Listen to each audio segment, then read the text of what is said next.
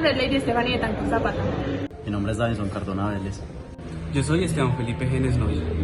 Hola, mi nombre es Diana Carolina Montoya Arango. Mi nombre es Mariana Muñoz Puerta. Y mi nombre es María Catalina Echeverry, todos somos de la UPB, cuarto semestre de Ingeniería Industrial, y el tema que vamos a presentar hoy es ciclos de refrigeración. Las partes de un refrigerante industrial son el compresor, el condensador, la válvula, el evaporador, el tubo refrigerante. El proceso a seguir es el siguiente. El compresor, que normalmente se encuentra en el centro de una unidad exterior, actúa como el motor de todo el sistema de aire acondicionado.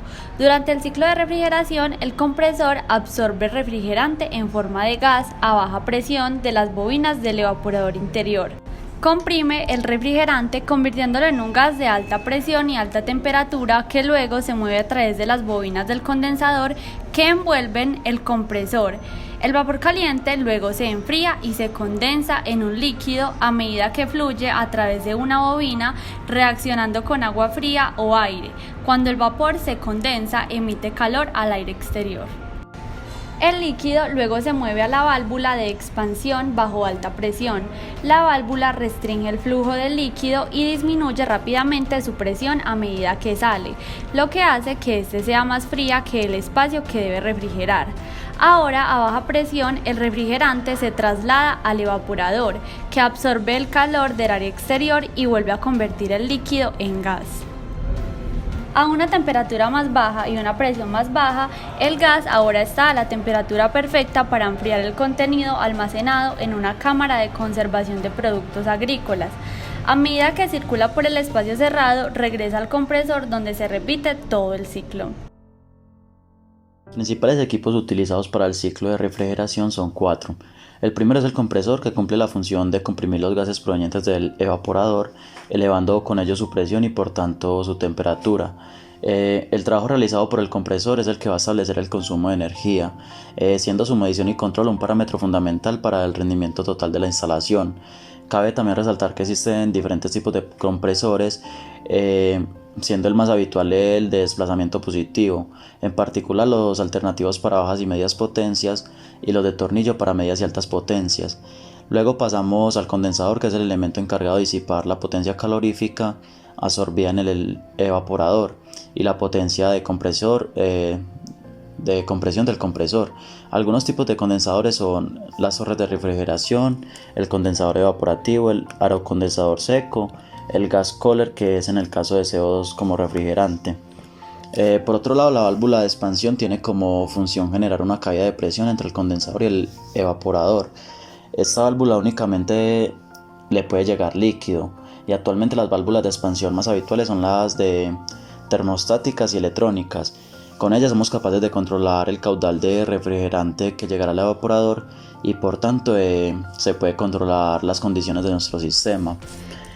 Por último, el evaporador es el elemento encargado de absorber la energía térmica del medio a enfriar, aprovechando el cambio de estado de líquido a gas. Existen numerosas estructuras en función de su aplicación. Las más habituales son el evaporador cúbico, el de doble flujo o flajón, el de bajo perfil y el evaporador mural. También hay que tener claro que hay elementos auxiliares como las válvulas de cierre, corte y antirretorno, los filtros deshidratadores, el visor, los recipientes de líquido, los recipientes eyectores, entre otros. Industrialmente, la refrigeración se aplica en varios sectores. Uno de estos es la industria alimentaria, en la cual en la cadena de frío se necesita una temperatura baja para la conservación de todos los alimentos y también en su transporte. Otro sector importante es la industria química, ya que pueden ser necesarios gases a presión y temperaturas especiales en la fabricación de productos orgánicos e inorgánicos, pigmentos, plásticos, fibras y productos químicos agrícolas. Por ejemplo, en la industria del petróleo se usa el frío en sistemas de control de presión de vapor para cambiar relaciones de solubilidad para eliminar elementos no deseados como asfaltos y ceras.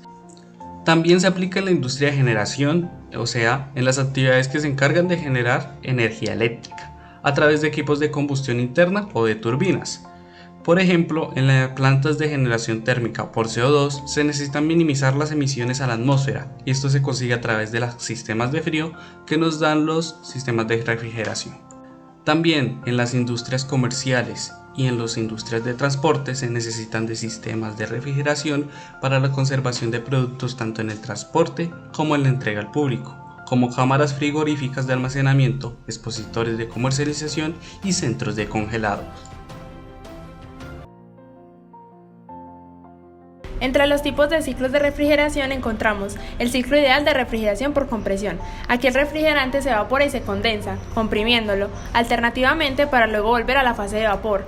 El refrigerante entra al compresor en el estado 1 como vapor saturado y se comprime isentrópicamente hasta la presión del condensador.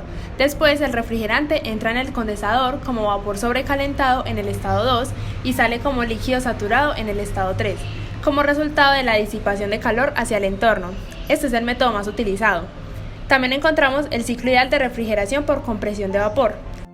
El proceso de compresión real incluye efectos de fricción, los cuales incrementan la entropía y la transferencia de calor, lo cual puede aumentar o disminuir la entropía dependiendo de la reacción. También encontramos sistemas de refrigeración en cascada. Consiste en efectuar el proceso de refrigeración por etapas, es decir, 2 o más ciclos de refrigeración que operan en serie. En un ciclo de refrigeración de 2 etapas, los ciclos se conectan por medio de un intercambiador de calor en medio, el cual sirve como evaporador para el ciclo superior y como condensador en el ciclo inferior. También se puede ver sistemas de refrigeración por compresión de múltiples etapas. Este se da cuando el fluido utilizado por todo el sistema de refrigeración en cascada es el mismo. El intercambiador de calor se puede sustituir por una cámara de mezclado, puesto que tiene las mejores características de transferencia de calor. Se encuentra también sistemas de refrigeración de usos múltiples con un solo compresor. Este se utiliza cuando se requiere refrigeración a más de una temperatura. El modelo más práctico es enviar todos los flujos de salida de los evaporadores a un solo compresor y dejar que éste maneje el proceso de compresión para el sistema completo. Y por último, encontramos los sistemas de refrigeración por absorción. El refrigerante absorbe calor al evaporarse y después se condensa para recomenzar el ciclo. Pero la diferencia estriba en que en vez de un compresor, como su nombre indica, en estos sistemas de refrigeración, el ciclo se cierra mediante la absorción del refrigerante por medio de transporte o de absorbente y posterior separación de la disolución por medio del calor para recomenzar el ciclo. Las consecuencias negativas que provocan los ciclos de refrigeración sobre el medio ambiente son la disminución en la capa de ozono estratosférica y la contribución al efecto invernadero, ya sea en forma directa por los refrigerantes presentes en la atmósfera o en forma indirecta por la contaminación provocada por la generación de la energía consumida. Los refrigerantes del tipo CFC utilizados en refrigeración por compresión son especialmente dañinos con la capa de ozono. Su potencial agotador de la capa es del 1.0, por lo que desde el 2010 no se pueden usar este tipo de refrigerantes, ya que estos entraban en contacto con las emisiones UV del sol que quedaban retenidas por la capa de ozono, produciendo la liberación de radicales de cloro que deshacían las moléculas de ozono. En el caso de los refrigerantes HCFC, que fueron los sustitutos de los CFC, son menos dañinos para la capa de ozono y tienen un potencial agotador de la capa de 0.05. La eficiencia de un refrigerador se expresa en términos del coeficiente, que en este caso nos referimos a COP. Como lo que hablaron anteriormente, el objetivo de un refrigerador es quitar el calor del espacio y para lograrlo requiere de una entrada de calor y el efecto de enfriamiento. De este modo, el COP de un refrigerador se expresaría como el efecto de enfriamiento sobre la entrada del trabajo, que esto nos generaría COP sub R.